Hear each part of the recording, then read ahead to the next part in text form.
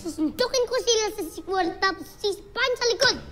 Tapos, gagamitin ko sa kanila yung secret technique ko. Sigurado po kayo? Is. Oh! Tres, bakit nandito ka pa? Nasa labas na yung mga kaklase mo ha. Hindi ka ba magre-recess? Hindi na po, ma'am. Busog po naman ako. Oh, sigurado ka? Alam ko na. Halika dito. Meron akong baon dito.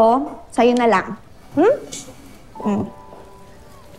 Naku, hindi na po, ma'am.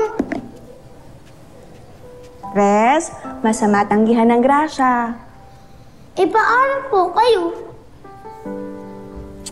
Ayos lang si Teacher Elsie. Sige na, mamaya na ako. Sa'yo na yan. Sigurado po kayo? Salamat po. You're welcome. Boy, mas paganti. Pero huwag kang mag-alala. Tuturuan ko siya ng leksyon kapag nakita ko sila. Susuntukin ko sila sa sikwar tapos sispain sa likod. Tapos, gagamitin ko sa kanila yung secret technique ko. May secret technique ka? Huwag kang maniwala dyan, Memot. Tara na, kain tayo fishball? Tara.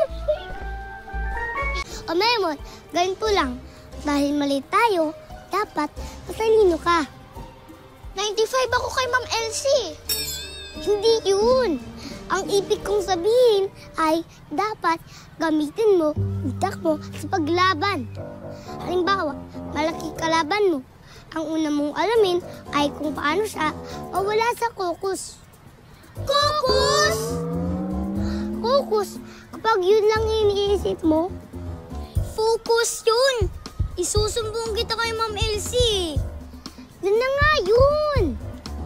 Ikaw kunwari kalaban ko para mawala ka sa focus, itong gagawin ko. Memot, ano yun?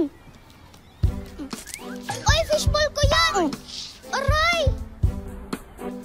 Is. Galing di ba? Galing mo!